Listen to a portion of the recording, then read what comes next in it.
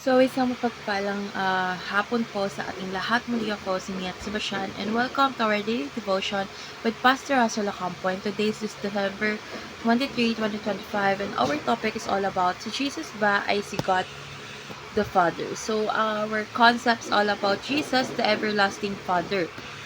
So, ang titulong Everlasting Father ay hindi nangangahulugang si Jesus ay ang Diyos Ama mismo, kundi pinapakita nito ang kanyang walang hanggang pag-aalaga, paumuno at proteksyon sa kanyang bayan. So, ipinapakita ni Jesus Christ ang puso ng isang mabuting ama, mapag-aruga, tapat at laging gumagabay sa kanyang mga anak. So, bilang walang hanggang hari, ang kanyang pag-ibig at pangako ay hindi nagbabago at maasahan magpakailanman. So, our Bible readings for today is all about Isaiah chapter 9 verse 6 and 7, katulad ng din po nung kahapon ng ating Bible readings. So, dadako na po tayo sa ating teaching. So, yung first teaching is Jesus is not God the Father. So, si Jesus po ay hindi ang Diyos Ama dahil sila po ay magkaibang persona sa iisang Diyos. So, ang Ama ay nagsugo at ang Anak ay isinugo upang iligtas ang mundo. So, mahalaga ito upang maunawaan natin ang tamang aral tungkol sa Trinidad. Second, Jesus is the eternal Father King. So, tinawag si Jesus na everlasting Father dahil siya ang walang hanggang pinuno na nag-aaruga sa kanyang bayan. So, siya ang hari na nagbabantay at gumagabay at nagbibigay buhay. So, ang kanyang pamumuno ay may malasakit at pag-ibig. And last is Jesus cares as a good father. So, inaalagaan ni Jesus ang kanyang mga tagasunod tulad ng isang mabuting ama. So, alam niya ang ating pangangailangan at sakit. So, hindi siya pabaya, kundi laging naroroon para sa atin. So, ngayon dadako na tayo sa ating application. So, yung first application is know that Jesus cares more than you.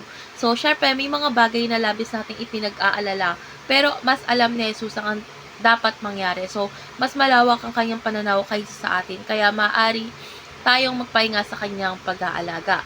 Second is knock and let Jesus open or shut the door. So, hindi lahat ng bukas na pinto ay tama at hindi lahat ng saradong pinto ay masama. So, hayaan natin si Jesus ang magpasya kung alin ang para sa ikabubuti natin at dapat tayo magtiwala na ang kanyang desisyon ay laging tama.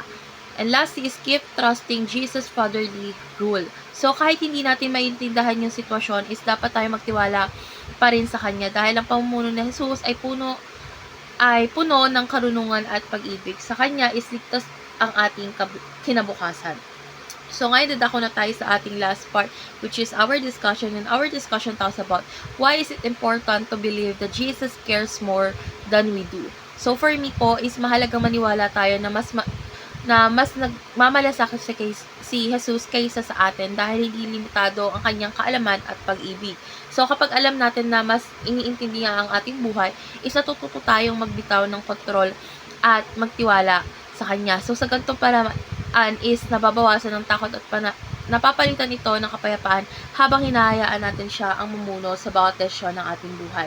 So, natutunan ko po sa devotion na ito na si Jesus ay hindi lamang tagapagligtas natin, kundi isang ama na tunay na nagmamalasakit sa atin.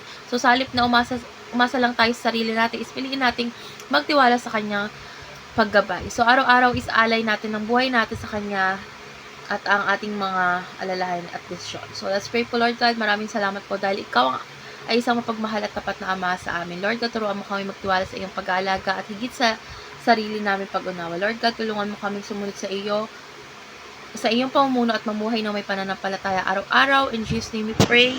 Amen.